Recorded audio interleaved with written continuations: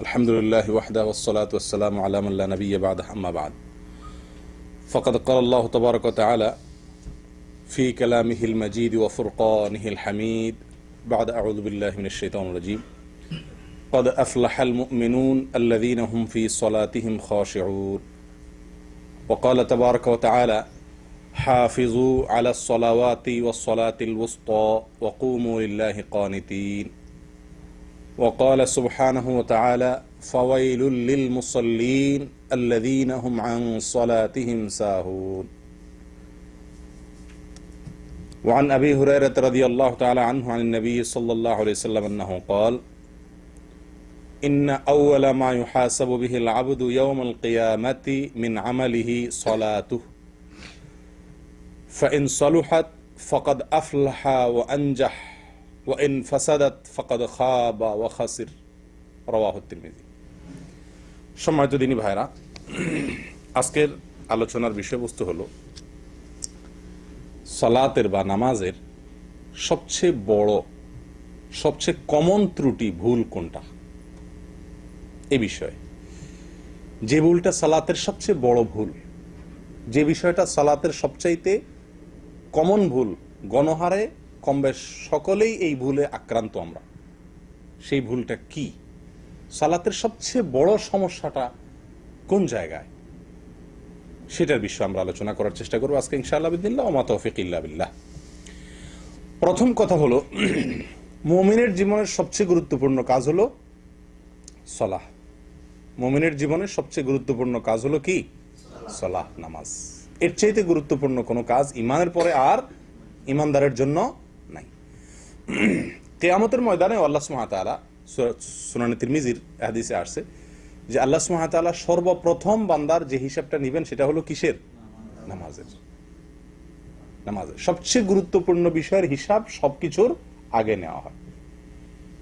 কবরে তো আলমে বারজাখে প্রথমেই ইমানের পরীক্ষা হয়ে যাবে, সবচেয়ে গুরুত্বপূর্ণ বিষয় ইমান। তারপরে যখন হাসর হবে, কিয়ামতের ময়দানে বিচার শুরু হবে, তখন বান্দার প্রথম যে আমলটির হিসাব আল্লাহ চাইবেন সেটা হলো কি? ইন্না আউওয়ালা মা ইউহাসাবু বিহিল আবদু মিন আমালিহি ইয়াউমাল কিয়ামাতি মিন আমালিহি সালাতুহু। অন্য বর্ণনা আছে আউওয়ালু মা ইউহাসাবু বিল আবদু ইয়াউমাল কিয়ামাতি আস-সালাহ। প্রথম সালাতের হিসাব হবে। সালাত যার ঠিকঠাক মতো হয়ে যাবে, তেমন কোনো ভুল ত্রুটি সমস্যা ধরা পড়বে না, সে ব্যক্তি সম্পর্কে নবী সাল্লাল্লাহু আলাইহি ওয়াসাল্লাম বলেছেন ফাইন সালুহাত ফাকাদ আফলাহা ওয়া আনজাহ। যার নামাজের হিসাব মোটামুটি ঠিকঠাক হয়ে গেছে, প্রথম পরীক্ষা পাশ করে গেছে, সে সফল হয়ে গেল, তার অন্যগুলাতে আর খুব বেশি ঠেকবে না, বাঁধবে না। আর ওয়া ইন ফাসাদাত ফাকাদ খাবা ওয়া খাসির। যদি নামাজের হিসাবে কেউ গড়বড় দেখা যায়, কম পড়ছে, ঠিক মতো পড়ে নাই, উল্টাপাল্টা দেখা যায়, এই পরীক্ষা যদি কেউ ফেল করে, তাহলে ফাকাদ খাবা ওয়া খাসির, তাহলে সে ধরা খেয়ে গেল, ব্যাস। কারণ এরপরে অন্য সবগুলাই কি হবে? কঠিন হবে। যারা পরীক্ষক খাতা দেখেন, তারা ছাত্রদের খাতা দেখার সময় প্রথম যে খাতাগুলো দেখেন, অথবা খাতার প্রথম যে উত্তরগুলো, অ্যান্সারগুলো 1, 2 শুরুতে যেগুলো থাকে, এগুলো যত কড়াকড়ি করে দেখেন, এর পরের গুলো এতটা কড়াকড়ি করে দেখেন না। আল্লাহ সুবহানাহু ওয়া তাআলাও সেরকম। প্রিয় দিনী ভাইরা, এই হলো সালাত সবচেয়ে গুরুত্বপূর্ণ বিষয়, এবং এটা ঠিকঠাক হয়ে গেলে অন্য সবকিছু সহজ হবে, এটুকু আমরা বুঝলাম। কোরআনে আল্লাহ সুবহানাহু ওয়া তাআলা সালাত এর বিষয়ে অনেকগুলো জায়গাতে আলোচনা করেছেন। এর ভিতরে এক জায়গায় আল্লাহ সুবহানাহু ওয়া তাআলা বলেন, ইমানদাররা সফল হবে ওই ইমানদাররা যারা তাদের সালাতে খুশু অবলম্বন করে। খুশু কি, তার ব্যাখ্যা আমরা পরে আসছি। অন্য আয়াতে আল্লাহ সুবহানাহু ওয়া তাআলা সূরা বাকারার মধ্যে আল্লাহ বলেন হাফিজু আলাস সালাওয়াতি ওয়াস সালাতিল উসতা ওয়া কুমু লিল্লাহি কানিতিন। তোমরা সমস্ত সালাতগুলোর হেফাজত করো, রক্ষণাবেক্ষণ করো, যথাযথভাবে সালাতগুলো আদায় করো। ওয়া কুমু লিল্লাহি কানিতিন, এবং আল্লাহর জন্য তোমরা দাঁড়াও, দণ্ডায়মান হও, কানিত অবস্থায়, যথাযথভাবে, বিনয়ের সাথে, স্থিরভাবে। প্রিয় দিনী ভাইরা, এই আয়াতগুলো দ্বারা আমরা বুঝলাম যে সালাত আমার জন্য সফলতা বয়ে আনবে যদি সেই সালাতে আমার খুশু থাকে, যদি আমি সালাতের মুহাফাজা করি, যদি আমার কিয়ামটা বিল কুনুত হয়, তাহলে সেই সালাত আমার সফলতা বয়ে আনবে। এর বিপরীতে না হলে সূরা মাউন আল্লাহ বলছেন ফাওয়াইলুল লিল মুসাল্লিন, ওই সালাত আদায়কারী ওই নামাজীদের জন্য ওয়াইল, ধ্বংস, জাহান্নাম নামাজীদের জন্য। কারা? আল্লাযীনা হুম আন সালাতিহিম সাহুন, যারা তাদের নামাজের উপরে উদাসীন, গাফেল, যথাযথভাবে যত্ন নেয় না, তাদের জন্য। এবার আসি আমরা নামাজ আমরা যারা পড়ি, আল্লাহ পড়ার তৌফিক দান করেন 5 ওয়াক্ত আলহামদুলিল্লাহ। আমাদের সালাতের সবচেয়ে বড় সমস্যাটা কি বলেন তো? অমনোযোগিতা। বলেন আপনাদের কারোর মত? সবাই একমত আমার সাথে? নামাজের সবচেয়ে বড় সমস্যা হলো কি? অমনোযোগিতা, অর্থাৎ নামাজের মধ্যে মন থাকে না। আচ্ছা, এতে কোনো সন্দেহ নাই যে এই রোগ আজকে আমাদের সবাইকে পেয়ে বসে আছে। আমরা প্রত্যেকটা লোক নামাজ পড়ি, নামাজে আমাদের মন থাকে না, এতে কোনো সন্দেহ নেই। মন কিভাবে নামাজে স্থির করে ধরে রাখা যাবে, মনের কিভাবে পেরেক মেরে আটকানো যাবে, এই টেনশনে আমরা সব নামাজিরাই অস্থির, ঠিক না? কিন্তু এর চাইতে বড় ভুল যেটা নামাজে মনোযোগ না থাকার চাইতেও বড় ভুল আকারে, গুরুত্বের বিচারে, যে ভুলটার ব্যাপারে আমাদের কারোরই খুব বেশি মাথা ব্যথা নাই, আমরা এক বাক্যে সবাই একমত হয়ে গেলাম যে নামাজের সবচেয়ে বড় ভুল এবং সবচেয়ে কমন ভুল হলো অমনোযোগিতা। আমি স্বীকার করেছি, সন্দেহ নাই যে অমনোযোগিতা একটা ভুল এবং এটা গণহারে সবার ভিতরে কম বেশ আছে। কিন্তু এর চাইতে বড় ভুল যেটা সবার ভিতরে আছে সেটা হলো খুজু না থাকা, মনোযোগ, এটাকে বলা হয় খুশু। আর বাহ্যিক অঙ্গ প্রত্যঙ্গ দিয়ে সালাতের প্রতিটি রোকনকে যথাযথভাবে ধীর স্থিরতার সাথে আদায় করা, এটা হলো খুদু। দুইটা জিনিস আছে সালাতের জন্য, একটা হলো খুশু আর একটা হলো খুদু। আমরা বেশিরভাগ লোক, আমাদের আপত্তি হলো আমাদের সালাতে খুশু নাই, অর্থাৎ মন স্থির থাকছে না। আসলে মন সবসময় স্থির থাকা সম্ভব না। আপনি 2 রাকাত 4 রাকাত সালাত আদায় করবেন, নামাজ পড়বেন এবং এর শুরু থেকে শেষ পর্যন্ত আপনার মন পরিপূর্ণ নামাজেই থাকবে, কোথাও যাবে না, এটা সম্ভব না। মানুষের মন উড়ন্ত পাখির মতো, এটা ধরে সবসময় আটকে রাখা যায় না, অন্যদিকে মন চলে যেতে পারে। এই চলে যাওয়াটা দোষের নয়। দোষের কি? ইচ্ছাকৃতভাবে অন্য চিন্তা, অন্য ধ্যান, অন্য কল্পনা জল্পনা নামাজের মধ্যে করা, আল্লাহর স্মরণ ছাড়া অন্য কথার দুনিয়াবি কোনো চিন্তা করা নামাজের ভিতরে ইচ্ছাকৃতভাবে করা, এটা হলো দোষের। আর আরেকটা হলো ইচ্ছাকৃত আপনি করেন নাই, কিন্তু আপনি অন্যদিকে যে ভুলে মন চলে গেছে সেটার উপর আপনি স্থির আছেন, সরে আসার চেষ্টা করছেন না, মনটাকে আল্লাহর দিকে আনছেন না। ইচ্ছাকৃত যদি আমরা এরকম করি বা কন্টিনিউ যদি আমি এরকম করতে থাকি বা কখনো মনোযোগ আনার চেষ্টাই যদি আমি না করি, তাহলে সেটা হলো আমার নামাজের অবশ্যই একটি গুরুত্বপূর্ণ ভুল। কিন্তু যদি ভুলে কখনো অন্যদিকে মন চলে যায়, তাহলে সেটা সালাতকে নষ্ট করে দেয় না। কথা বুঝে আসছে? নবী সাল্লাল্লাহু আলাইহি সাল্লামের পর্যন্ত, নবী করিম সাল্লাল্লাহু আলাইহি সাল্লামের পর্যন্ত নামাজে অন্যদিকে মন গেছে, হাদিস দ্বারা প্রমাণ পাওয়া যায়। অনেক সময় তিনি নামাজ পড়াচ্ছেন, একদিন তিনি নামাজ পড়াচ্ছেন, কোন এক শিশু বাচ্চার কান্নার আওয়াজ তিনি শুনতে পাইছেন নামাজের মধ্যে, ইমামতি করছেন ওই অবস্থায়। তখন তিনি কি করলেন? বাচ্চার কান্না এত বেশি মাত্রায় হচ্ছে যে মনে হচ্ছে বাচ্চা খুব কষ্টে আছে, হয়তো তার বাবা বা মা উভয়ে তারা কি করছেন, মসজিদের জামাতে শামিল হয়ে গেছেন। তখন নবী করিম সাল্লাল্লাহু আলাইহি সাল্লাম ওই বাচ্চার কান্নার আওয়াজ শুনে তাড়াতাড়ি করে নামাজ সংক্ষেপ করে দিলেন। সংক্ষেপ করে নামাজ শেষে বললেন যে কার বাচ্চা সে যায় যেন ধরে। তাহলে এখান থেকে কি বুঝলাম? নামাজের ভিতরে অন্য কোনো দিকে মন যেতে পারে, যেতে পারে। ইচ্ছাকৃত চিন্তা করা, জল্পনা করা ভুল, বা সেটাকে কন্টিনিউ করাটা ভুল, কিন্তু যেতে পারে। কথা বুঝে আসছে প্রিয় দিনী ভাইরা? কিন্তু একটি হাদিসেও নবী করিম সাল্লাল্লাহু আলাইহি সাল্লামের জীবনের কোন অংশে কোন সাহাবীর বক্তব্য থেকে পাওয়া যায় না যে তার নামাজে তিনি রুকু, সেজদা, কেয়াম, কেরাত, বৈঠক, এই যে কাজগুলো নামাজের, এই আমলগুলো নামাজের মূল কাজগুলো বা কোনো কাজ তাড়াহুড়া করে শেষ করেছেন, হ্যাঁ, খুব হুলস্থুল করে শেষ করেছেন, দ্রুত শেষ করে ফেলেছেন, এরকম কোনো হাদিস পাওয়া যায় না। আমার কথা কি বুঝতে পারছেন? নামাজের ভেতরে মন অন্যদিকে গেছে এটা পাওয়া যায়, কিন্তু নামাজের মধ্যে নামাজের যে বাহিরের অংশ অর্থাৎ খুদু, এটা নষ্ট হয়েছে কখনো, এরকম কোন হাদিস নবী করিম সাল্লাল্লাহু আলাইহি ওয়াসাল্লামের জীবনে পাওয়া যায় না। তার মানে কি? নামাজের মনোযোগ ধরে রাখা যত বেশি গুরুত্বপূর্ণ, তার চাইতে অনেক বেশি গুরুত্বপূর্ণ বিষয় হলো, এর চাইতে অনেক বেশি গুরুত্বপূর্ণ বিষয় হলো কি? নামাজের মধ্যে নামাজের বাহ্যিক যে অঙ্গ প্রত্যঙ্গ, নামাজের বাহ্যিক যে আপনার রোকনগুলো আছে, ওয়াজিবগুলো আছে, সুন্নতগুলো আছে, এগুলো যথাযথভাবে, সুন্দরভাবে, সঠিকভাবে আদায় করা, এটা ওর চাইতে বেশি গুরুত্বপূর্ণ, ওর চাইতে বেশি জরুরি। প্রিয়দিনী ভাইরা, কারণ আপনারা অনেকেই হয়তো জানেন নামাজের রোকনগুলো, নামাজের আমলগুলো যথাযথভাবে করা, সঠিকভাবে করা, এটা ওলামা একরামের, বহু ওলামা একরামের মতে এটা ফরজ, এটা রোকন। আমাদের দেশের ওলামা একরাম তথা ইমাম আবু হানিফা রাহিমাহুল্লাহর দৃষ্টিতে এটা ওয়াজিব।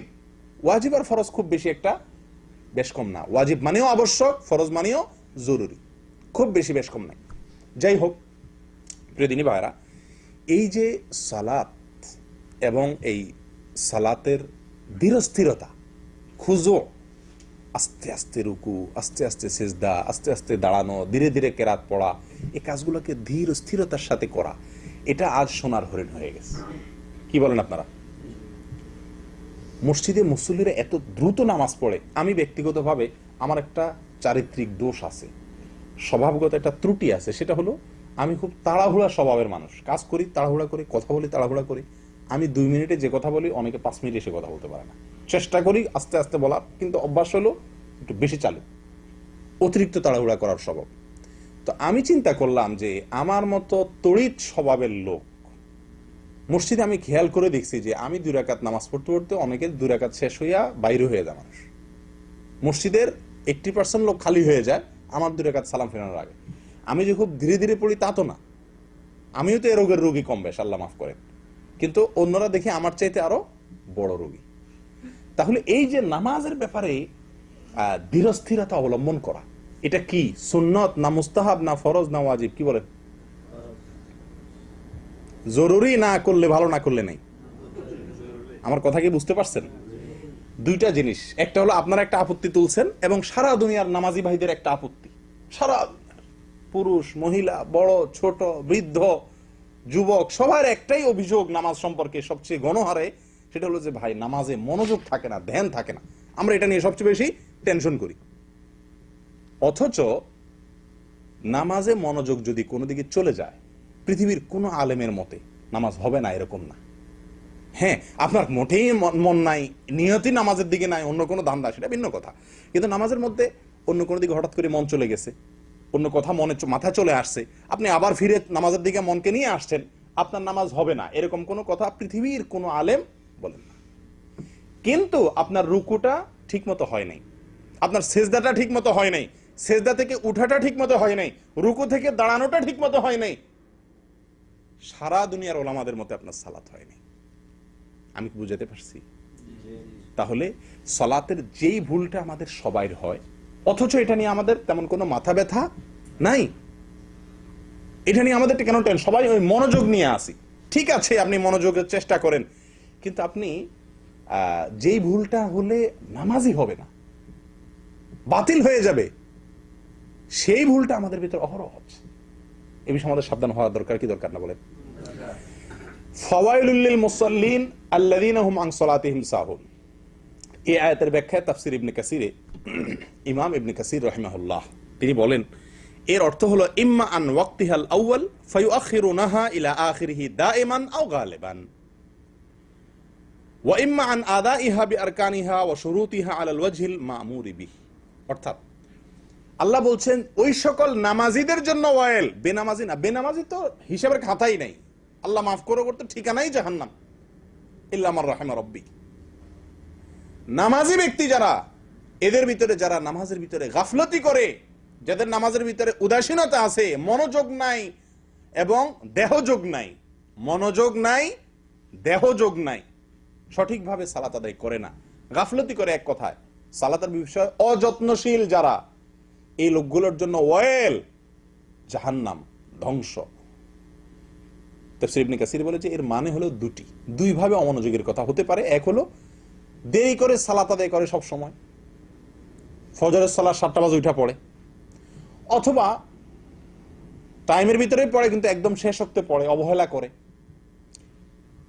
অথবা এর অর্থ এটাও হতে পারে যে সাহুন বলতে উদ্দেশ্য হলো সালাতের পরে গাফলতির বলতে উদ্দেশ্য হলো সালাতের যে রোকন, যে ওয়াজিব আছে, এগুলোকে যেভাবে করা দরকার সেভাবে করে না, সেই ব্যক্তির জন্য ওয়াজিব। আচ্ছা, আপনাদেরকে একটা প্রশ্ন করি। আপনারা তো সবাই কম বেশ জানেন আল্লাহ তাআলা কোরআনে কারিমে সালাত কায়েমের কথা বলেছেন প্রায় সব জায়গায়। এক দু জায়গায় বলেছেন ফাসাল্লি লিরাব্বিকা ওয়ানহার ইত্যাদি, দুই এক জায়গাতে বলছেন সালাত আদায় করো। বেশিরভাগ জায়গাতে আল্লাহ তাআলা বলেছেন আকিমিস সালাহ অথবা আকিমুস সালাহ, না, সালাত কায়েম করো। কায়েম করো মানে কি, কে বলতে পারবেন? সালাত পড়া, আল্লাহ সুবহানাহু ওয়া তাআলা বলেছেন আকিমুস সালাহ, তোমরা সালাত কায়েম করো, নাকি?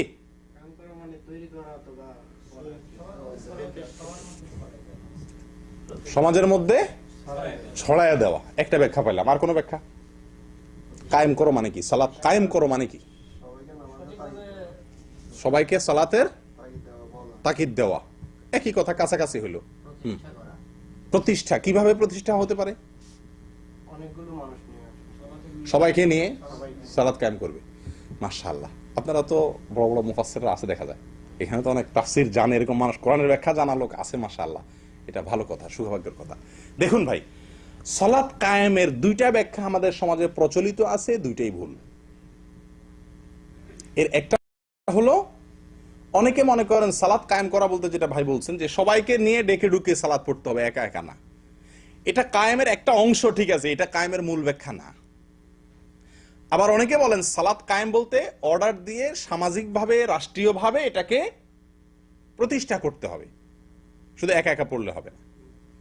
এটাও ভুল। ভুল বলতে এটা কায়েমের একটা পার্ট, একটা অংশ। কায়েম বলতে এই ব্যাখ্যা কোন তাফসিরের কিতাবে আসেনি। তাফসিরে বাইদাবী পৃথিবীর কোরআনের ব্যাখ্যার নামকরা তাফসির কিতাবগুলোর ভিতরে একটা, যেটা ওলামা একরাম বুঝেন বেশিরভাগ, কোরআনের নিগুড় অনেক তত্ত্ব সেখানে তুলে ধরা হয়েছে। সেখানে একেবারে সূরা বাকারার প্রথম দিকে আল্লাহ সুবহানাহু ওয়া তাআলা যে বলেছেন যে কোরআন কাদের জন্য হেদায়েত দিবে, আল্লাযীনা ইয়ুকিমুনাস সালাহ, এই আয়াতের ব্যাখ্যায় তাফসীরে বাইদাবীতে ইকামাতুস সালাহ বা সালাত কায়েমের ৬-৭টা ব্যাখ্যা উল্লেখ করেছেন। ৬-৭টা ব্যাখ্যা। এই যে ৬-৭টা ব্যাখ্যা উল্লেখ করেছেন, বিশ্বাস করবেন তার সবগুলো ব্যাখ্যার খোলাসা কথা প্রায় একই। সেটা কি?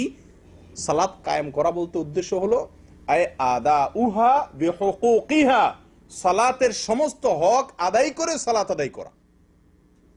সকল হক সালাতের যেটা যেভাবে হওয়া দরকার ঠিক সেটাকে, রুকুটা যেমন হওয়া উচিত, সেজদাটা যেমন হওয়ার কথা, দাঁড়ানোটা নবী সাল্লাল্লাহু আলাইহি সাল্লাম যেভাবে দাঁড়িয়েছেন, দাঁড়াতে বলেছেন সেভাবে, এভাবে প্রত্যেকটা গুরুত্বপূর্ণ রুকন, ওয়াজিব, এগুলো সব যেভাবে হওয়া দরকার সেভাবে আদায় করা, এটাই হলো ইকামাতুস সালাহ, এটাই হলো সালাত কায়েম করা। কথা বুঝতে পারছেন? সালাত কায়েম করা বলতে যেভাবে সালাত পড়া দরকার সেভাবে পড়া। আমি কি বুঝাতে পারছি? কিন্তু দুঃখজনক যে আমরা এই সালাত কায়েমের অর্থ কিন্তু অনেকে জানি না। অনেকে সালাত পড়ি, আল্লাহ বলছেন সালাত কায়েম করতে, এটাও জানি, কিন্তু সালাত কায়েম করার যে অর্থ এটা আমরা অনেকেই জানি না। কি বলেন? আপনারা তো অনেকে মনে আজকে শুনছেন, কি বলেন না? সালাত কায়েম করা বলতে কি বলেন? সালাত কায়েম করা বলতে কি, কাকে বোঝায়? সালাত কায়েম করা মানে কি? সালাতকে যথাযথভাবে যেইভাবে পড়া দরকার সেইভাবে পড়া, সবগুলো অঙ্গ প্রত্যঙ্গ, সালাতের প্রতিটি পার্ট, অংশ যথাযোগ্যভাবে যেরকম ভাবে করা উচিত, কোরআন হাদিসে যেভাবে বলতে করতে বলা হয়েছে সেইভাবে করা, এটা হলো সালাত কায়েম করা। কথা বুঝে আসছে? তাহলে অনেকেই নামাজ পড়েন কিন্তু নামাজ কায়েম করেন এরকম লোকের সংখ্যা খুব কম। প্রিয়দিনী ভাইরা, আমাদের দেশে বিশেষ করে পুরুষদের চাইতে, পুরুষদের মধ্যে তো এই সমস্যা আছেই, আমার ব্যক্তিগত দৃষ্টিভঙ্গি হলো আমাদের মা বোনদের ভিতরে এই রোগটা অনেক বেশি প্রকট। তাড়াহুড়া করে নামাজ পড়া। আপনাদের বাসা বাড়িগুলোতে আপনারা লক্ষ্য করছেন কিনা যায়, আমি ছোটবেলা থেকে যত মহিলাদের নামাজ দেখার সুযোগ হয়েছে দেখছি, বেশিরভাগ ক্ষেত্রেই বিশেষ করে বাসা বাড়িতে যখন পড়ে রুকু সেজদাগুলো বিদ্যুতের গতিতে দেয় তারা। এই রুকুতে উঠতে দেরি, আপনার নামতে যাইতে দেরি, উঠতে দেরি নাই, উঠতে দেরি নামতে দেরি নেই, হুলস্থুল করে পড়ে। আল্লাহ মাফ করুক, আমাদের পুরুষদের ভিতরে এই রোগের রোগী অনেকেই আছেন। এ সম্পর্কে নবী করিম সাল্লাল্লাহু আলাইহি ওয়াসাল্লামের একটা হাদিস আমাদের সবারই জানা থাকা দরকার, সহিহ বুখারীর হাদিস। তিনি বলেছেন, সল্লু কামা রাআইতুমুনি উসাল্লি, তোমরা আমাকে যেভাবে নামাজ পড়তে দেখছো সেভাবে নামাজ পড়ো। নামাজ আমাকে যেভাবে পড়তে দেখছো সেভাবে নামাজ পড়ো। এটা নির্দেশ তার, এটা নির্দেশ, তার পদ্ধতিতে নামাজ পড়া জরুরি। আম্মা জান আয়েশা রাদিয়াল্লাহু তাআলা আনহা, সহিহ মুসলিমের এক হাদিসে আসছে, তিনি নবী করিম সাল্লাল্লাহু আলাইহি ওয়াসাল্লামের নামাজ কেমন ছিল তার একটা বিবরণ দিতে গিয়ে তিনি বলেন, ওয়া ইযা রাফা রা'সাহু মিনার রুকু' লাম ইয়াসজুদ হাত্তা ইয়াস্তাবিয়া কাইমা।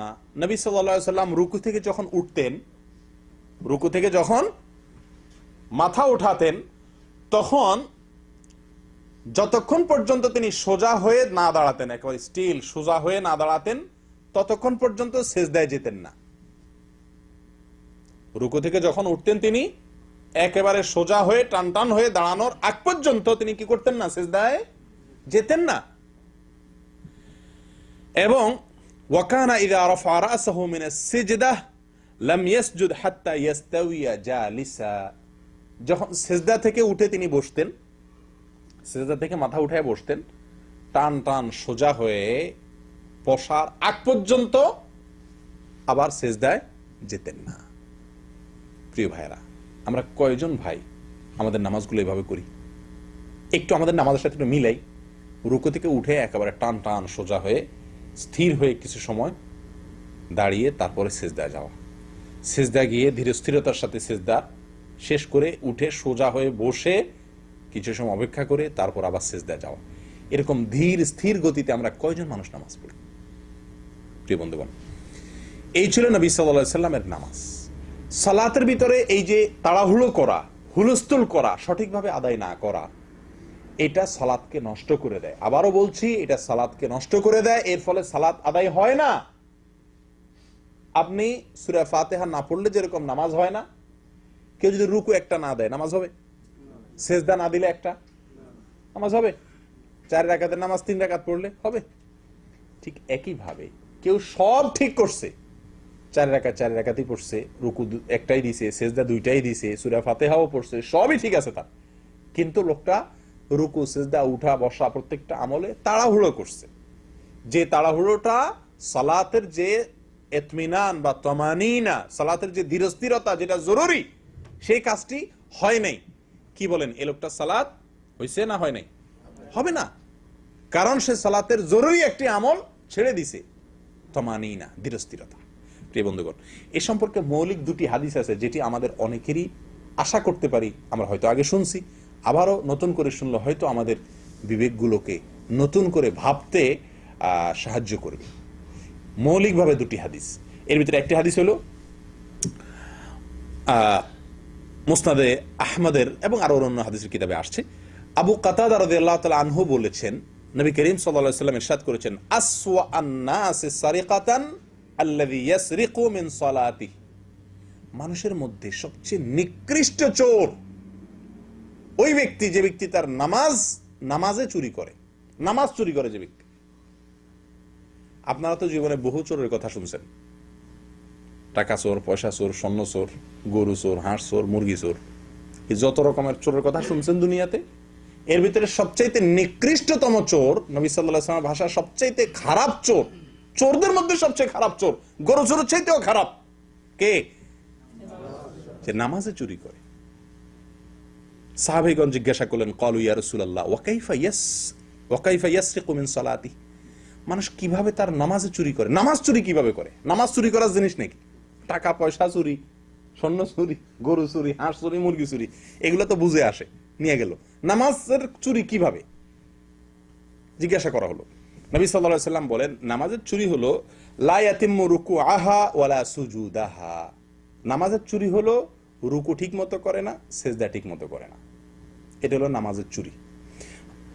অন্য বর্ণনা আসছে, অথবা রাবী বলেন সন্দেহ করতেছেন, অথবা তিনি বলেছেন লা ইউকিমু সুলবাহু মিনার রুকুই ওয়াস সুজুদি।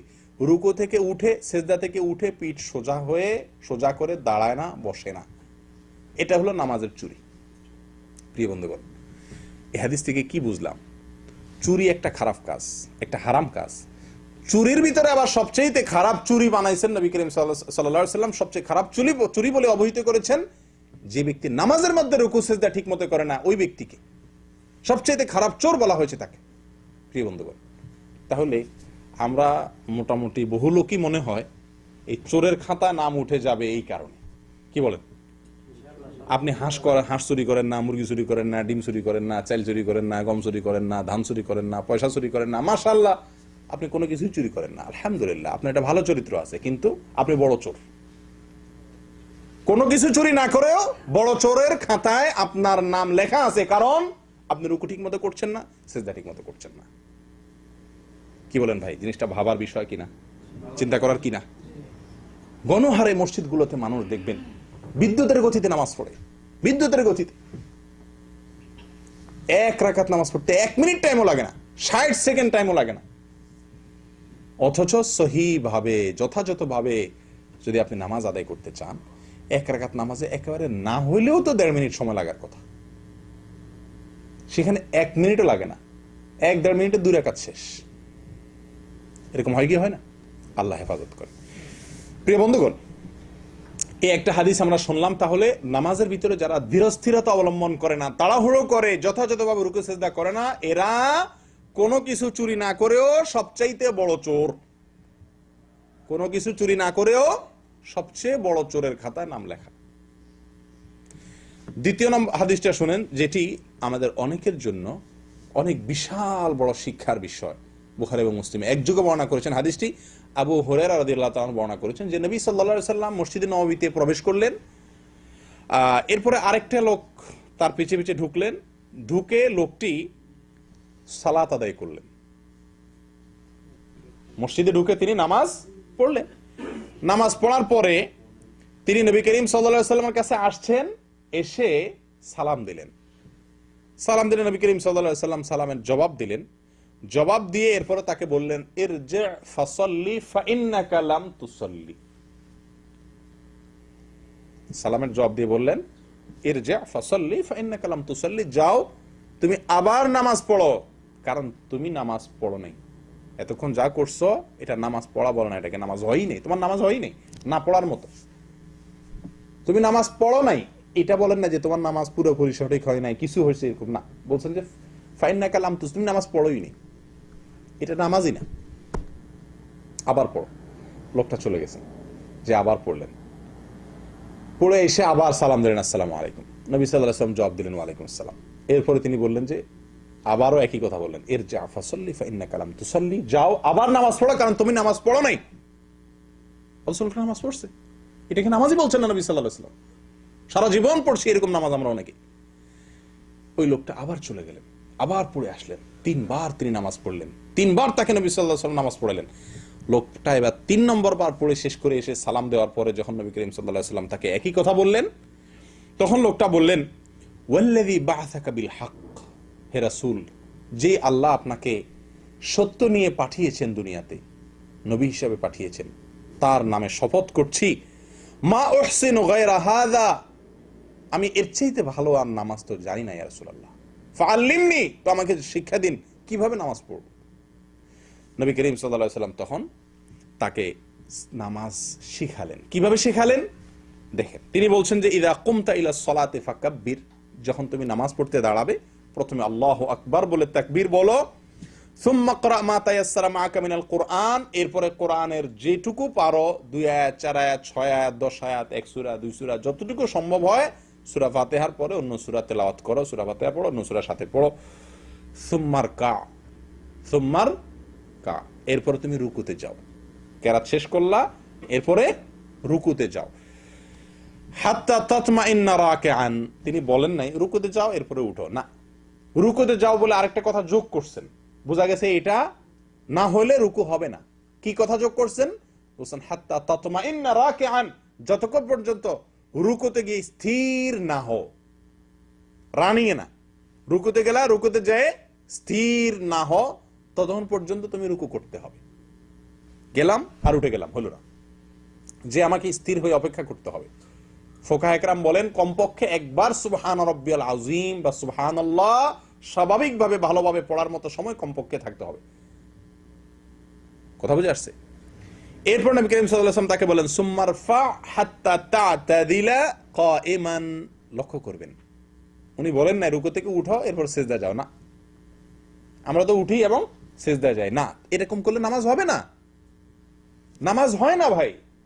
শত শত মুসল্লির নামাজ হয় না, বিশ্বাস করেন। মসজিদে আসে বছরকে বছর ধরে নামাজ পড়ছে, নামাজ হয় না, কোনো দাম নাই নামাজ। নবী করিম সাল্লাল্লাহু আলাইহি ওয়াসাল্লাম বলছেন সুম্মারফা হাত্তা তা'তাদিলা কাইমান, ওই লোকটাকে তিনি বললেন যে এরপরে রুকু থেকে উঠো, তুমি দাঁড়িয়ে কতক্ষণ পর্যন্ত দাঁড়াও, কিভাবে দাঁড়াও? হাত্তা তা'তাদিলা, ভালোভাবে টান টান হয়ে সোজা হয়ে দাঁড়ানোর আগ পর্যন্ত অপেক্ষা করো রুকু থেকে উঠে। ঠিক আছে, দেখেন। এরপর বলছেন সুম্মাসজুদ, এরপরে তুমি সিজদা যাও। সিজদা যাও এটা বলে তুমি ক্ষান্ত হন নাই যে সিজদা যাও, ঠিক আছে হয়ে গেল, সিজদা দিলাম আবার উঠে যাও, না, সিজদা যাও বলে আবার বলছেন হাত্তা তাতমাইন্না সাজিদান, সিজদায় গিয়ে যতক্ষণ পর্যন্ত তুমি স্থির না হও, ধীরতা স্থিরতা, সেখানে সিজদায় যে কিছু সময় ধীর স্থির হতে না পারো, কিছু সময় অপেক্ষা করতে না পারো, ততক্ষণ পর্যন্ত সিজদায় থাকো। ফোকায়ে কেরাম বলেন কমপক্ষে একবার সুবহান রাব্বিয়াল আলা। আপনি সিজদায় মাথা যাওয়ার পরে, আমরা অনেকে তো ওই যাওয়ার আগে আল্লাহু আকবার বলে যাইতে যাইতে সুবহান রাব্বিয়াল আলা বলে মাথা দিয়ে উঠে যায়, না, তা হবে না। কপাল জমিনে লাগার পরে, হাত জমিনে লাগার পরে, নাক জমিনে লাগার পরে, সিজদার 7টি অঙ্গ জমিনে লাগার পরে কমপক্ষে একবার ধীরে সুস্থে তাসবিহ পড়ার মতো সময় অপেক্ষা করা ওয়াজিব বা ফরজ। প্রিয় ভাইরা, আমরা যেটা বলছিলাম, অনেকে এই যাইতেছে না, এর নাক লাগার আগে তাসবিহ পড়া শুরু হয়ে গেছে, আবার ওই উঠার আগেই উঠতে উঠতে বাকি তাসবিহ শেষ করতেছে। মাঝখান দিয়ে দেখা যায় যে এক তাসবিহ পরিমাণ অপেক্ষা করা হয় না, নামাজ হয় না। নবী সাল্লাল্লাহু আলাইহি ওয়াসাল্লাম বলছেন সিজদায় যাওয়ার পরে স্থির হওয়া পর্যন্ত অপেক্ষা করো, এরপরে না আপনি তাসবিহ পড়বেন। আচ্ছা, এরপরে বলছেন সুম্মারফা, সিজদা থেকে উঠো, বাস উঠে আবার সিজদা যাও, না, উঠো, উঠে বলে নবী করিম সাল্লাল্লাহু আলাইহি ওয়াসাল্লাম বলছেন হাত্তা তাতমাইন্না জালিসান, সিজদা থেকে উঠো, কতক্ষণ পর্যন্ত উঠো? অপেক্ষা করো যতক্ষণ পর্যন্ত তুমি টান টান হয়ে সোজা হয়ে বসা, স্থির হয়ে চুপচাপ না বসো, ততক্ষণ পর্যন্ত অপেক্ষা করো। তার মানে কিছু সময় অপেক্ষা করতে হবে। এরপরে বলছেন সুম্মা ফাল যালিকা ফি সলাতিকা কুল্লিহা, তোমার পুরো এই এক রাকাতের কথা আমি বলে দিলাম, আর তোমার পুরো নামাজ সালাম ফেরানো পর্যন্ত পুরো নামাজে তুমি এই পদ্ধতি অবলম্বন করতে হবে, এইভাবে সালাত আদায় করতে হবে, তাহলে তোমার সালাত হবে, আর না হলে হবে না। বুঝতে পারছেন তো? এবার আপনারাই বলেন, এভাবে আমরা কয়জন নামাজ আদায় করি? বা আমরাও তো জীবনে বহুত নামাজ আদায় করছি, কয়জনের নামাজ এরকম হয়েছে? প্রিয় বন্ধুগণ, সহিহ বুখারীর একটি হাদিস আপনাদের অনেকেরই হয়তোবা অবাক লাগবে শুনলে, হয়তো নতুন শুনছেন অনেকেই। হুযায়ফা রাদিয়াল্লাহু তাআলা আনহু এক ব্যক্তিকে দেখলেন যে সে তাড়াহুড়া করে নামাজ পড়তেছে, আমরা যেভাবে পড়ি এই জাতীয় নামাজ পড়তেছে। তিনি এরকম নামাজ পড়া দেখে লোকটাকে ডাক দিলেন, ডাক দিয়ে বললেন তুমি কতদিন এভাবে নামাজ পড়ছো বাবা, ভাই কতদিন এভাবে তুমি নামাজ পড়ছো? লোকটা বলল 40 বছর ধরে। কত বছর ধরে? 40 বছর ধরে তিনি এভাবে নামাজ আদায় করছেন। অন্য বর্ণনা আসছে 40 বছরের কথা না, আপনার সে অনেকদিন থেকে এইভাবে সালাত আদায় করছেন। তো হুযায়ফা রাদিয়াল্লাহু তাআলা আনহু তাকে ডেকে বলছেন যে ভাই, লাউ মুত্তা আলা গায়রি ফিতরাতিল্লাতী ফাতারাল্লাহু মুহাম্মাদান সাল্লাল্লাহু আলাইহি ওয়াসাল্লাম আলাইহা, তুমি যদি এই নামাজ নিয়ে মরো, যেভাবে নামাজ পড়তেছো, এই যদি সারা জীবনের নামাজ হয় তোমার, আর এই নামাজ নিয়ে তুমি কবরে যাও, মরো, তো মনে রাখবে মুহাম্মদ সাল্লাল্লাহু আলাইহি ওয়াসাল্লামের ধর্মের উপরে তোমার মৃত্যু হলো না, মুসলমান হয়ে মরতে পারলা না, সারা জীবন নামাজ পড়ছো। যদি এরকম নামাজ পড়ো তাহলে মুহাম্মদ সাল্লাল্লাহু আলাইহি সাল্লাম যে ধর্ম নিয়ে আসছেন, যে পদ্ধতি নিয়ে আসছেন, তার পদ্ধতিতে তোমার মৃত্যু হলো না, তোমার জীবনটা গেল না। প্রিয় বন্ধুগণ, কত বড় চিন্তার কথা, কত বড় টেনশনের কথা। কি নামাজ পড়ছি, হ্যাঁ কি নামাজ পড়ছি, সবাই মনোযোগ নিয়ে আস, সবাই ধ্যান নিয়ে আস, কিন্তু সালাতের বাহির ঠিক নাই। একটা কথা মনে রাখা দরকার আমাদের, এটা ঠিক যে অন্তর হলো রাজধানী দেহের, মন যদি কোনো দিকে থাকে তার অঙ্গ প্রত্যঙ্গ সব ঠিক হয়ে যায়, ঠিক আছে কিনা? হাদিসে আসছে নবী করিম সাল্লাল্লাহু আলাইহি ওয়াসাল্লাম বলেছেন, আলা ইন্না ফিল জাসাদি মুদগাহ লা মুদগাহ ইযা সালুহাত সালুহাল জাসাদু কুল্লুহু ওয়া ইযা ফাসাদাত ফাসাদাল জাসাদু কুল্লুহু আলা ওয়া হিয়াল কলব। শরীরের একটা অঙ্গ আছে যেটা ঠিক থাকলে সব ঠিক হয়ে যায়, সেটা হলো অন্তর। অতএব অন্তর ঠিক হয়ে গেলে সব ঠিক হয়ে যায়। এজন্য আমরা সবসময় চেষ্টা করি আগে মনোযোগটা ঠিক করতে। মনোযোগ ঠিক করলে মনে করি বাকি সব ঠিক হয়ে যাবে। কিন্তু ভাই, কখনো এর উল্টাও হয়। এটা হলো বেসিক, এটা হলো মূল কথা। কিন্তু কখনো কখনো এর উল্টা প্রভাবও দেখা যায়, অর্থাৎ বাহিরের অঙ্গ প্রত্যঙ্গের প্রভাব অন্তরে গিয়ে পড়ে। হয় না এরকম? আপনি যদি আঘাত পান হাতে, ব্যথা পান পায়ে, মাথায়, অন্তরে ব্যথা অনুভব হবে কিনা, দুঃখ অনুভব হবে কিনা? বাহিরের প্রভাব অনেক সময় ভেতরে পড়ে। আমি আমার ব্যক্তিগত জীবনের একটি পরীক্ষা অভিজ্ঞতা থেকে আমি আপনাদেরকে বলছি এবং অনুরোধ করছি, আহ্বান জানাচ্ছি, যারা নামাজে মনোযোগ ধরে রাখতে পারেন না, যাদের নামাজের ধ্যান থাকে না, অন্যদিকে মন চলে যায়, আল্লাহর কথা মনে আসেই না, নামাজের কথা মনেই থাকে না, অন্য কথা চলে যায়। আল্লাহর কসম, আমি নিজে পরীক্ষিত আমার নিজের জন্য। আপনাদেরকে আমি আহ্বান করছি, এটা আপনারা পরীক্ষা করে দেখুন। আপনি যদি নামাজের আরকান, আহকাম, উঠা বসা, রুকু, সিজদা এগুলাতে ধীরস্থিরতা অবলম্বন করেন, খুব ধীরে ধীরে করা যে জরুরি, এই হাদিসগুলোকে মাথায় রেখে আপনি এভাবে ধীরস্থিরতার সাথে আপনি নামাজ আদায় করেন, ইনশাআল্লাহ আপনার নামাজে মনোযোগ আসবে। আপনি 2 রাকাত নামাজ পড়ে দেখেন, পরীক্ষামূলক 2 রাকাত নফল নামাজ পড়ে দেখেন, বা কালকে ফজর নামাজে ইনশাআল্লাহ পড়ে দেখেন যে খুব ধীরস্থিরতাতে হাত বেঁধে একেবারে আস্তে আস্তে সূরা ফাতিহা পড়লেন, হ্যাঁ, এরপর আপনার অন্য সূরা মিলালেন, খুব ধীরস্থিরতা, হুলস্থুল করবেন না, মাথা রাখবেন, হুলস্থুল করলে নামাজ হবে না, সেটা মাথায় রেখে খুব আস্তে আস্তে পড়লেন। সূরা ফাতিহা শেষ না করতে করতে ওয়ালা দাল্লিন আমিন কইয়া ওই কুল আউযু বিরাব্বিন নাস মালিকিন নাস ইলাহিন নাস মিন শাররিল ওয়াসওয়াসিল খান্নাস আল্লাযী ইউওয়াসওয়িসু ফি সুদুরিন নাস কইতে কইতে আবার রুকু চলে গেলেন না। দাঁড়ায়া নাস বলা শেষ, কিছুক্ষণ থামেন, এরপরে বলেন আল্লাহু আকবার, আস্তে আস্তে রুকুতে যান। রুকুতে যাইতে যাইতে সুবহানাল্লাহ লাজম শুরু করেন না, রুকুতে যায় মাথাটা পিঠটা সমান করেন। আপনার যদি মাথা পুরোপুরি, পিঠ যদি পুরোপুরি না ঝুঁকে, নামাজ হবে না, হাদিস স্পষ্ট বলা আছে। পুরোপুরি রুকুতে একদম পিঠ মাথা দুইটাকে সমান দিয়ে পুরোপুরি রুকুতে গিয়ে, এরকম অনেকে এতটুক যায় না, এতটুক না, পুরোপুরি রুকুতে যান, এরপরে শুরু করেন সুবহান রাব্বিয়াল আযীম, সুবহান রাব্বিয়াল আযীম, সুবহান রাব্বিয়াল আযীম, আমার মহান রব, মহান পালনকর্তা পবিত্র, 3 বার বলেন।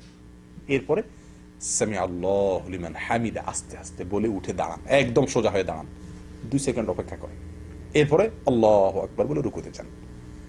রুকুতে গিয়ে মাথা, নাক, হাত, হাঁটু সব মাটিতে রাখার পরে এবার শুরু করেন সুবহান রাব্বিয়াল আলা। ওই যেতে যেতে শুরু করেন না, কথা বুঝতে পারছেন?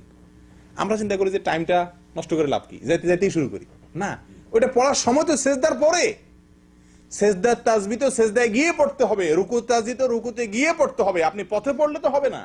আমার কথা কি বুঝতে পারছেন? এই জন্য রুকুতে যান, সব অঙ্গগুলা, নাক, হাত, কপাল সব মাটিতে লেগে গেছে, এবার শুরু করেন সুবহান রাব্বিয়াল আলা, আস্তে আস্তে ধীরে ধীরে সুবহান রাব্বিয়াল আলা, সুবহান রাব্বিয়াল আলা 3 বার পড়ে এরপর আল্লাহু আকবার বলে সোজা হয়ে বসেন, একদম টান টান হয়ে। কিছু সময় অপেক্ষা করেন, 2 সেকেন্ড, 1 সেকেন্ড, অন্তত উলামা ইকরাম বলেন, ফুকাহা ইকরাম বলেন, কমপক্ষে একবার সুবহানাল্লাহ বলার মতো সময় অপেক্ষা করেন, নামাজ হবে না। আপনি রুকু থেকে উঠে যদি সাথে সাথে যান, ওয়াল্লাহি নামাজ হবে না, এবং সারা দুনিয়া উলামাদের মতে আপনি নামাজের ওয়াজিব তরক করেছেন বা ফরজ তরক করেছেন মতান্তরে।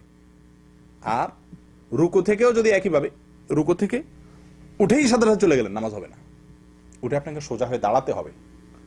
এবার আপনারা বলেন, এইভাবে যদি 2 রাকাত সালাত আদায় করা যায়, আপনি পরীক্ষা করে দেখেন, আপনার মন নামাজে দেখবেন অন্য কোনো দিকে যাচ্ছে না। কারণ আমি আমার রুকুর ঠিক করার ধান্দায় আছি, আমি আমার সেজদা হচ্ছে কিনা সেই চিন্তায় আছি, তাহলে তো আমার অন্যদিকে মন যাওয়ার সুযোগই নেই। আমার কথা বুঝতে পারছেন? ইনশাআল্লাহ যদি সালাতের এই আরকান আহকাম গুলোকে, খুজুরটাকে ঠিক করেন, ইনশাআল্লাহ খুশু ঠিক হয়ে যাবে। ভাই, অন্তর মানুষের হাতে সবসময় থাকে না, মানুষ চাইলেও মনটাকে সবসময় ধরে রাখতে পারে না, কিন্তু মানুষ যেটা পারে সেটা কি, এই রুকুগুলো ঠিক মতো করতে পারে, সিজদাগুলো আমরা ঠিক মতো করতে পারি নাকি? এটা আমাদের কন্ট্রোলে কিনা? 100%। আমার অঙ্গ প্রত্যঙ্গগুলো পুরোপুরি আমার কন্ট্রোলে, অন্তরটা সবসময় আমার নিয়ন্ত্রণে থাকে না। আপনার যেটা নিজের নিয়ন্ত্রণে আছে, আপনার যেটা সাধ্যের মধ্যে আছে সেটুকু আপনি করেন, ইনশাআল্লাহ। যেটা আপনার সাধ্যে নাই, আল্লাহ সুবহানাহু ওয়া তাআলা সেটা ঠিক করে দিবেন। কথা বুঝে আসছে? করবেন তো ইনশাআল্লাহ? আল্লাহ আমাদেরকে তৌফিক দান করেন। প্রিয় দিনী ভাইরা, আনাস রাদিয়াল্লাহু তাআলা আনহু বর্ণনা করেন, সহিহ বুখারী মুসলিমের হাদিস, নবী সাল্লাল্লাহু আলাইহি সাল্লাম ইরশাদ করেছেন, আতিমুর রুকু ওয়াস সুজুদ, তোমরা রুকু এবং সিজদাগুলোকে ইতমাম করো, পরিপূর্ণ করো। রুকু সিজদাকে পরিপূর্ণ করো। রুকু পরিপূর্ণ করা মানে হলো ভালোভাবে পিঠ মাথা সোজা হয়, এত বেশি ঝুঁকতে হবে, হালকা ঝুঁকলে হবে না, পরিপূর্ণ ঝুঁকতে হবে। ঝুঁকেই শুধু না, ঝুঁকার পরে তাসবিহ পড়তে হবে ধীরে স্থিরতার সাথে, এরপরে উঠে সোজা হয়ে দাঁড়ায়, একদম টান টান হয়ে সোজা দাঁড়ায় অপেক্ষা করতে হবে কিছু সময়, এরপর আপনি সিজদা যাবেন। এটা বলে রুকু ঠিক করা। সিজদাও একইভাবে। এটা করার জন্য নবী করিম সাল্লাল্লাহু আলাইহি ওয়াসাল্লাম নির্দেশ দিয়েছেন। ইবনে মাজার এক হাদিসে আসছে, নবী সাল্লাল্লাহু আলাইহি ওয়াসাল্লাম বলেছেন, ইয়া মাশাল মুসলিমিন, ইয়া মাশাল মুসলিমিন, ও মুসলিমরা শুনে রাখো, লা সালাতা লিমান লা ইউকিমু সুলবাহু ফির রুকুই ওয়াস সুজুদ। হাদিসটি সহিহ। নবী সাল্লাল্লাহু আলাইহি ওয়াসাল্লাম বলেন, ও মুসলিমরা, ও মুসলমানরা, যে ব্যক্তি নামাজের মধ্যে রুকুতে তার পিঠ সোজা না করে, পিঠ মাথা সোজা না করে, অর্থাৎ ভালো করে না ঝুঁকে, এরকম থাকলে তার সোজা হলো না। এবং সেজদায় গিয়ে যে ব্যক্তি পিঠ মাথা সোজা না করে, সঠিকভাবে রুকু এবং সেজদা না করে, ওই ব্যক্তির সালাত হয় না, নবী করিম সাল্লাল্লাহু আলাইহি ওয়াসাল্লাম বলছেন। প্রিয় দিনী ভাইরা, আবু হুরায়রা রাদিয়াল্লাহু তাআলা আনহু বলেন, আমারনি রাসূলুল্লাহ সাল্লাল্লাহু আলাইহি ওয়াসাল্লাম বিসালাস ওয়া নাহানি আন সালাস, আমাকে নবী করিম সাল্লাল্লাহু আলাইহি ওয়াসাল্লাম তিনটা কাজের ব্যাপারে বিশেষ নির্দেশ দিয়েছেন, আর তিনটা কাজ থেকে বিশেষভাবে নিষেধ করেছেন। যে তিনটা কাজের জন্য বিশেষভাবে নির্দেশ দিয়েছেন তার ভিতরে একটা হলো একটা ওয়ানাহানি, তিনটা কাজ থেকে তিনি নিষেধ করেছেন, যে সেই নিষিদ্ধ কাজগুলোর ভিতরে একটা হলো নাহানি আন্নাকরাতিন কানাকরাতিদ দিক, মুরগির ঠোকরের মতো যেন আমি ঠোকর না দেই নামাজে। মুরগির ঠোকর বুঝুন তো? মুরগির ঠোকর তো আর আমাদের বোঝানোর দরকার নেই, আমাদের দেশের মানুষ আমরা সবাই জানি আলহামদুলিল্লাহ মুরগির ঠোকর। এই মুরগির ঠোকরের মতো নামাজ যেন না হয়, রুকু সেজদা উঠা বসা, হ্যাঁ, ফটাফট ফটাফট দ্রুত, এটা যেন না করি। নবী করিম সাল্লাল্লাহু আলাইহি ওয়াসাল্লাম আমাকে স্পষ্ট আলাদাভাবে নিষেধ করেছেন। কে বলছেন? আবু হুরায়রা রাদিয়াল্লাহু তাআলা আনহু। তালক ইবনে আলী আল হানাফি রাদিয়াল্লাহু তাআলা আনহু বলেন, নবী করিম সাল্লাল্লাহু আলাইহি ওয়াসাল্লাম বলেছেন, লা ইয়ানজুরুল্লাহু আযজা ওয়া জাল ইলা সালাতি আবদিন লা ইউকিমু ফিহা সুলবাহু বাইনা রুকুইহা ওয়া সুজুদিহা। রাওয়াহু আহমদ। মুসনাদ আহমদের হাদিস। নবী সাল্লাল্লাহু আলাইহি ওয়াসাল্লাম বলেছেন, ওই ব্যক্তির দিকে, ওই ব্যক্তির নামাজের দিকে আল্লাহ তাকায়াও দেখবেন না, চেয়েও দেখবেন না, তাকায়াও দেখবেন না আল্লাহ সুবহানাহু ওয়া তাআলা ওই ব্যক্তির নামাজের দিকে, যে ব্যক্তি রুকু থেকে সোজা হয়ে না দাঁড়ায়, সেজদা থেকে উঠে সোজা হয়ে না বসে, কিছুক্ষণ অপেক্ষা না করে উঠেই আবার চলে যায়, এই ব্যক্তির দিকে আল্লাহ সুবহানাহু ওয়া তাআলা তাকাবেন না। প্রিয় বন্ধুগণ, এখান থেকে আমাদের কিছুটা বোঝা গেছে যে নামাজের সবচেয়ে বড় ভুল, যেটা কারণে নামাজ হবে না, এই ভুলটা আমাদের সবার ভিতরে কম বেশ আছে কি নাই বলেন? আছে কি নাই? আমাদের মা বোনদেরকে আমাদের শিক্ষা দেওয়া আমাদের কর্তব্য। মা বোনদেরকে জানাই দিবেন তো ইনশাআল্লাহ, সবাইকে শিখাই দিবেন, যে আজকে যারা শিখলেন, যারা শুনলেন, যারা জানলেন, যে ভাইরা বোনেরা জানেন নাই, শুনেন নাই, তাদেরকে সচেতন করা আপনাদের কর্তব্য। তাদেরকে জানিয়ে দিবেন, নবী সাল্লাল্লাহু আলাইহি ওয়াসাল্লাম বলেছেন ওই ব্যক্তির নামাজ হবে না, লা সালাতা বলেছেন। কোন ব্যক্তির? যে ব্যক্তি লা ইয়াতিম্মু, যে ব্যক্তি লা ইউকিমু ফিহা সুলবাহু বাইনা রুকুইহা ওয়া সুজুদিহা, রুকু সিজদার মাঝখানে, অর্থাৎ রুকু সিজদার পরে অথবা ভেতরে, যে ব্যক্তি পিঠ সোজা না করে, অর্থাৎ ধীরস্থিরতা অবলম্বন না করে। তাহলে নামাজের খুশু, অন্তরের স্থিরতা, এটা খুবই গুরুত্বপূর্ণ বিষয়, এতে কোনো সন্দেহ নাই। কিন্তু প্রিয় বন্ধুগণ, এর চাইতে বেশি গুরুত্বপূর্ণ বিষয় হলো নামাজের খুজুর বা বাহ্যিক অঙ্গ প্রত্যঙ্গগুলোকে, বাহ্যিক আমলগুলোকে ধীরে স্থিরে আস্তে আস্তে করা, অপেক্ষা করে করে করা। আমি আবারও বলছি, খুজুর দুনিয়ার কোনো ফিকাহবিদ, দুনিয়ার কোনো আলেম বলেন না খুশু এটা নামাজের রোকন, ফরজ, ওয়াজিব, এটা মুস্তাহাব, জরুরি। আল্লাহ সুবহানাহু ওয়া তাআলা বলেছেন যে আকিমিস সালাতা লিযিকরি, নামাজের উদ্দেশ্যে আল্লাহ স্মরণ, সেটা ঠিক আছে, কিন্তু এটা না করলে বা এটা ছুটে গেলে নামাজ হবে না। ভুলে ছুটে গেছে, মনোনদিক চলে গেছে, নামাজ হবে না, এই কথা পৃথিবীর কোনো আলেম বলেন না। কারণ এটি ফরজও নয়, ওয়াজিবও নয়, রোকনও নয়, শর্তও নয়। কিন্তু নামাজ এর ধীরস্থিরতা অবলম্বন করা, এটা জরুরি। এটা না হলে নামাজ হবে না। ভুলেও যদি ছুটে যায়, ভালো করে শুনে রাখেন, ভুল আপনার মনে ছিল না, রুকু থেকে উঠে চলে গেছেন, পরে মনে হয় ভুল করলাম, হবে না, আবার পড়তে হবে। আমি কি বুঝাতে পারছি? আল্লাহ সুবহানাহু ওয়া তাআলা আমাদের সকলকে নামাজের এই সবচাইতে বড় ভুল, সবচাইতে গণভুল, সবচাইতে কমন ভুল, যে ভুলটা আমাদের সবাইয়ের হয়, সকলের হয়, সেই ভুলটা থেকে আল্লাহ তাআলা আমাদেরকে সংশোধন করার তৌফিক দান করেন। এই যে সাহাবীর কথা আপনারা শুনলেন, দীর্ঘদিন নামাজ পড়ছেন, তিনি কি বললেন? যে তুমি যদি এই নামাজ নিয়ে দুনিয়া থেকে যাও, তাহলে মুহাম্মদ সাল্লাল্লাহু আলাইহি ওয়াসাল্লামের ধর্ম নিয়ে যেতে পারলা না, মুহাম্মদ সাল্লাল্লাহু আলাইহি ওয়াসাল্লামের দিন নিয়ে তুমি মরতে পারলা না। চিন্তা করে দেখেন। তাহলে এখন প্রশ্ন ওঠে যে আমরা সারা জীবন যে করছি, ভুল করছি, এটার কি হবে? তাহলে কি এগুলো নামাজ আবার পড়তে হবে কিনা? প্রশ্ন আসে কিনা? এটা প্রশ্ন আসে কিনা? ইবনুল কাইয়িম রাহিমাহুল্লাহ বলেছেন, ইবনে উসাইমিন রাহিমাহুল্লাহ একই কথা বলেছেন। কি বলেছেন? ওনারা বলেছেন যে যদি আপনি না জানা কারণে, এটা আপনার ফরজ যে, ওয়াজিব যে, ইতমিনান, ধীরতা, স্থিরতা, অপেক্ষা করা, উঠে এক তাসবিহ পরিমাণ কমপক্ষে সোজা হয়ে দাঁড়া অপেক্ষা করা, শুধু সোজা দাঁড়ালে হবে না, দাঁড়া এক তাসবিহ অপেক্ষা করা, সোজা উঠে সেজদা থেকে এক তাসবিহ অপেক্ষা করা, সেজদায় গিয়ে পরিপূর্ণভাবে সেজদা করে তারপরে কমপক্ষে এক তাসবিহ অপেক্ষা করা, ধীর স্থিরতা, এটা যে জরুরি এই জিনিসটা আপনি জানতেন না।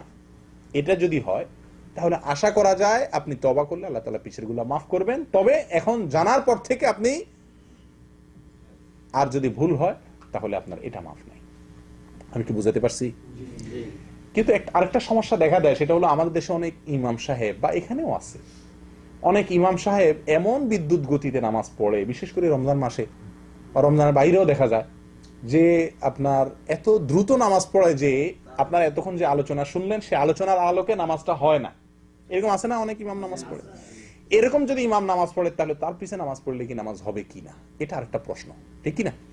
এই প্রশ্ন উত্তর হলো, যদি ইমাম স্বাভাবিকভাবে তাড়াহুড়া করে, কিন্তু তাড়াহুড়াটা ওই যে সালাতের এই যে তমানিনা, ধীরস্থিরতা, আবশ্যক কাজ যেটা, এটাও না থাকে, তাহলে সেক্ষেত্রে ইমামের নামাজ হয় না। আর ইমামের নামাজ না হলে মুসল্লির ইখতিদাও বাতিল। আমি কি বুঝাতে পারছি? আর যদি এমনি তাড়াহুড়া করে, কিন্তু ওই মাত্রা তাড়াহুড়া না যে মাত্রার কারণে তার সালাত বাতিল হয়ে যাবে, সালাত হয় না, বা সালাতের ওয়াজিব ছুটে গেল, ফরজ ছুটে গেল, এর মাত্রার তাড়াহুড়া না, এমনি তাড়াহুড়া কিন্তু এত বেশি তাড়াহুড়া না, তাহলে সেই ইমামের পিছনে নামাজ পড়লে নামাজ আদায় হয়ে যাবে। কথা কি বুঝাতে পারছি? বিশেষ করে এখানে দ্বিতীয় জামাতে আপনারা যখন নামাজ পড়েন, আমিও পড়ি, আপনারা খেয়াল করছেন অনেকে নিশ্চয়ই, যে দ্বিতীয় জামাতের ইমাম বা এই যে রেল স্টেশনে বা ছোট ছোট মসজিদের রাস্তাঘাটে অনেক সময় 2-4 মিলে জামাত করেন না, তখন দেখা যায় যে ইমাম যে, এই বেচারা তো আর ওই আপনার লেখাপড়া করেন না, ইমাম থাকে না, যে আসে তখন সেই ইমাম হয়ে যায়। তো কিছু কিছু লোক পড়ে মাঝে মধ্যে এমন দ্রুত নামাজ পড়ে, আপনারা খেয়াল করছেন কিনা, যে তারা কিন্তু এই আলোচনার আলোকে তাদের নামাজ হয় না। এরকম যদি হয় তাহলে আপনার নামাজ হবে না। আমি কি বুঝাতে পারছি?